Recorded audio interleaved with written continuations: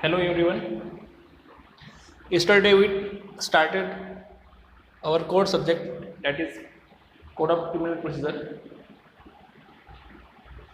Yesterday we deal with various aspects like what is meant by law, what are the types of law, and what is the difference between substantive law and procedural law.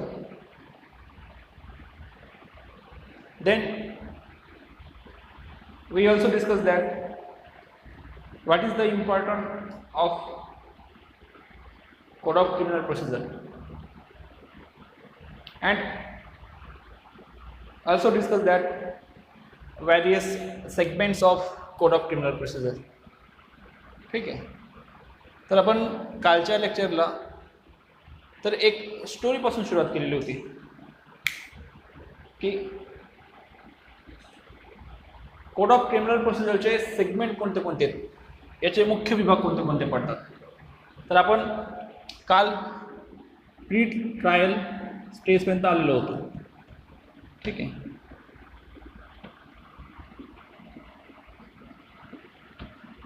आपण कालची जो story regular करू.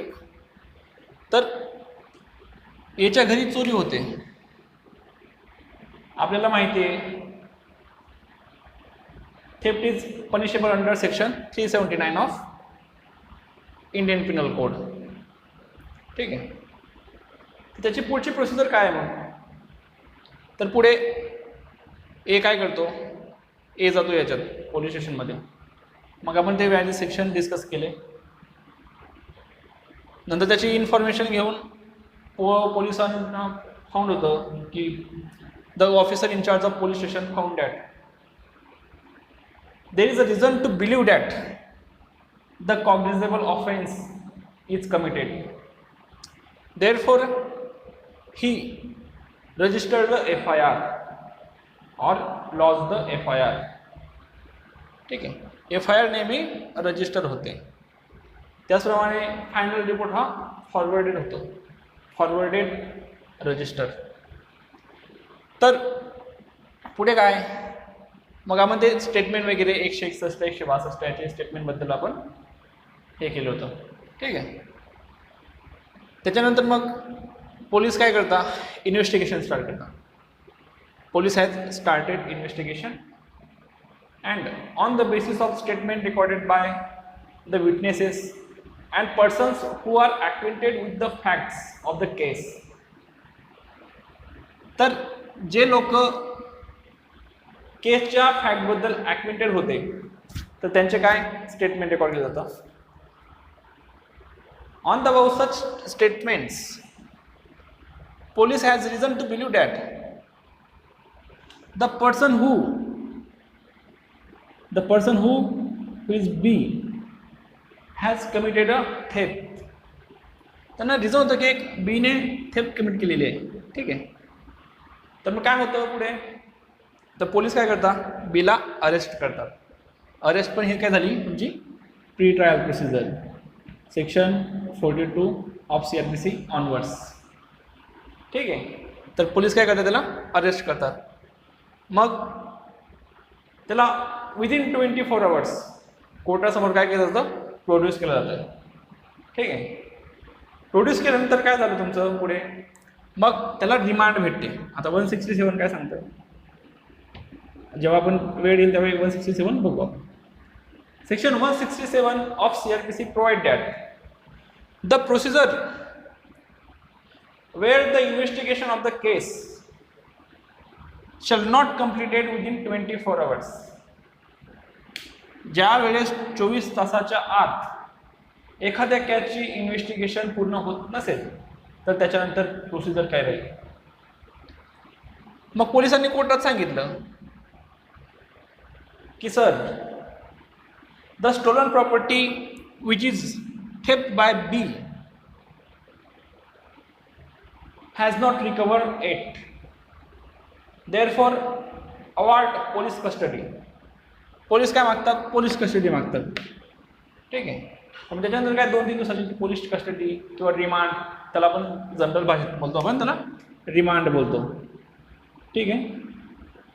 Remand. तर आम्हाला police custody द्या, ती पण काय झाली तुमची प्री ट्रायल स्टेज. ठीक आहे. त्याच्यानंतर काय होतं पुढे, तर हे पण IPC रेग्युलेट करते. After the completion of investigation there is a sufficient evidence found and it is reason to believe that there are sufficient evidence present against B for forwarding of final report. तर officer in charge of police station काय करतो, तर investigation पूर्ण झाल्यावर तो final report असतो तो कोर्टाला फॉरवर्ड करतो. त्याच्या आधी काय असतं, समजा तर स्टोलन प्रॉपर्टी रिकवर झाली असेल किंवा काय झालं असेल, किंवा स्टोलन प्रॉपर्टी रिकवर झाली, इन्व्हेस्टिगेशन कंप्लीट झाली, तर मग बी काय करतो, बेलसाठी ॲप्लिकेशन करतो, ॲप्लिकेशन फॉर बेल. तर बेल पण प्री ट्रायल स्टेजला येतं. ठीक आहे.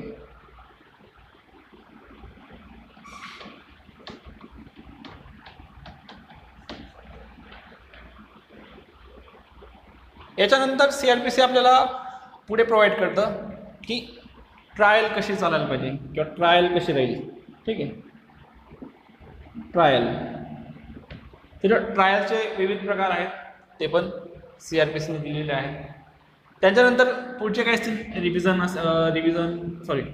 बाकीच्या ट्रायलनंतर काय प्रोसिजर असतील त्यासुद्धा आपल्याला CPC प्रोव्हाइड करतं.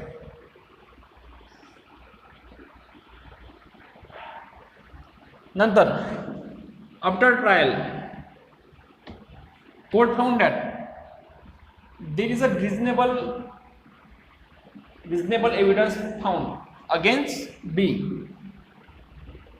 and the offense of B true beyond the reasonable doubt, then court award punishment to B.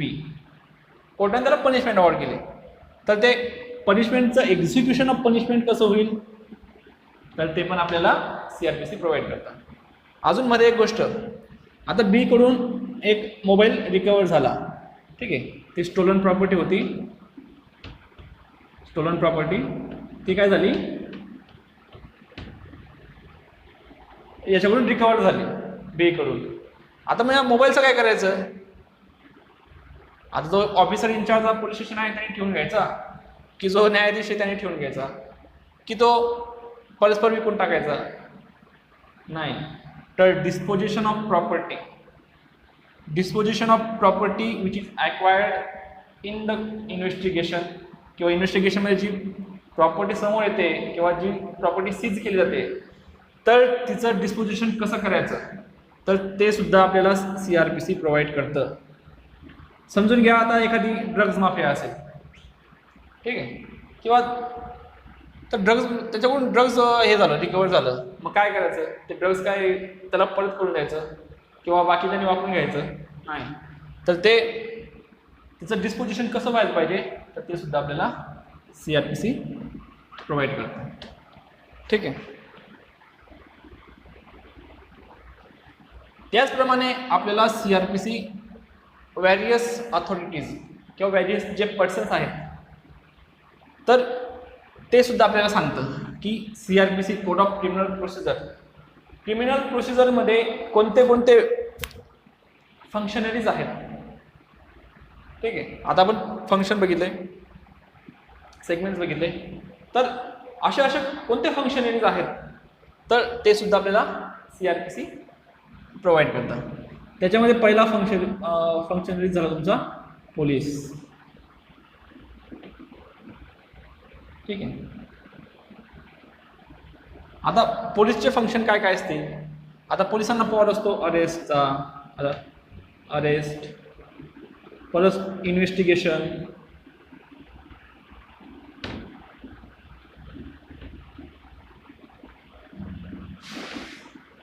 मग ते कोणत्या परिस्थितीत अरेस्ट करू शकतात, इन्व्हेस्टिगेशन कशी चालवायला पाहिजे, इन्व्हेस्टिगेशन किती दिवसात पूर्ण व्हायला पाहिजे, फायनल रिपोर्ट कसा असला पाहिजे, तर ह्या सगळ्या गोष्टी आपल्याला कोड ऑफ क्रिमिनल प्रोसिजर आपल्याला हे करतं, सांगतं. ठीक आहे. त्याच्यानंतर प्रायव्हेट पर्सन बद्दल सुद्धा आपल्याला याने सांगितलेलं आहे.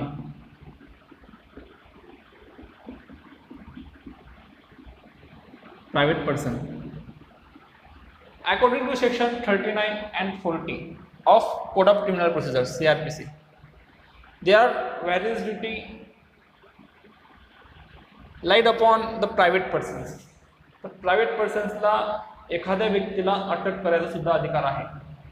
तर तो अधिकार आपल्याला CRPC मधून हे होते.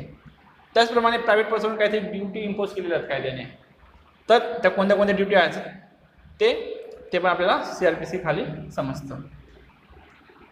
त्याचप्रमाणे प्रॉसिक्युशन साईट, ठीक आहे.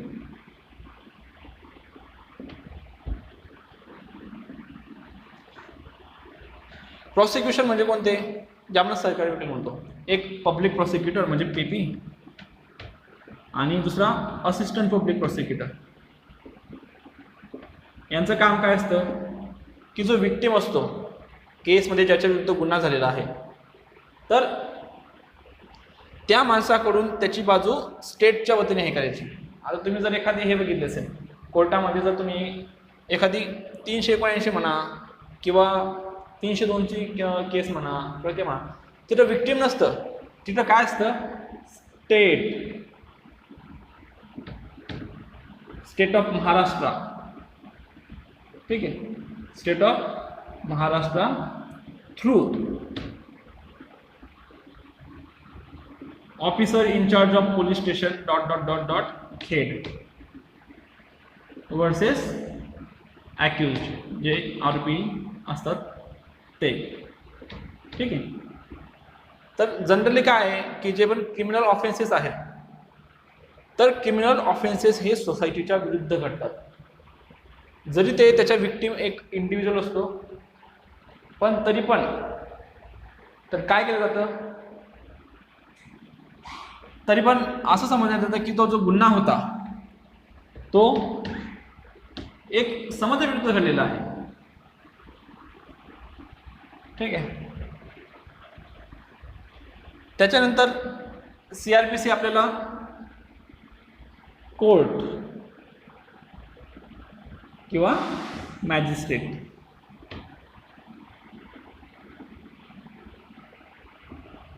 मॅजिस्ट्रेट म्हणजे दोघी मॅजिस्ट्रेट आले. तुमचं एक एक्झिक्युटिव्ह मॅजिस्ट्रेट आणि दुसरे तुमचे ज्युडिशियल मॅजिस्ट्रेट पण.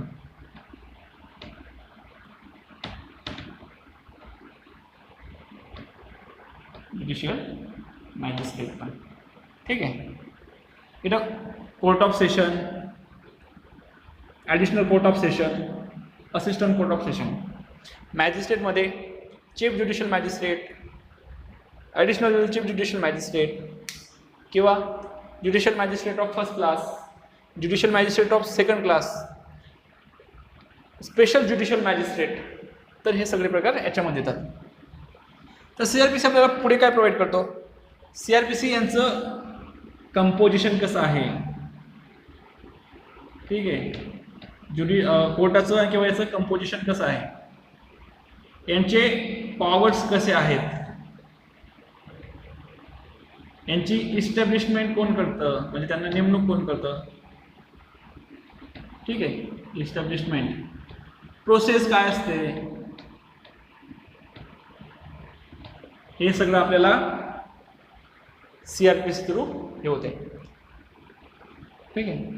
कोर्ट नंतर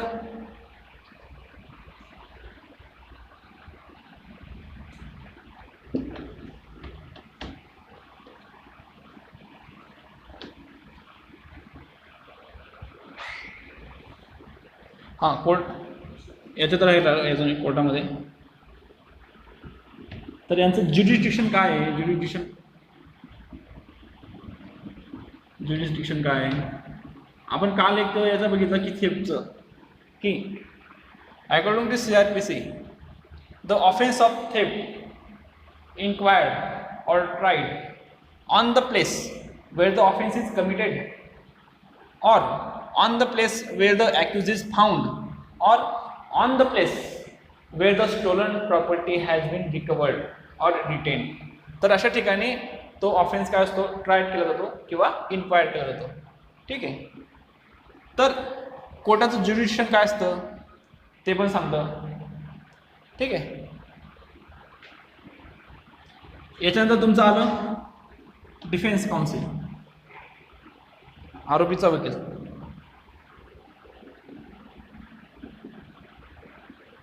डिफेन्स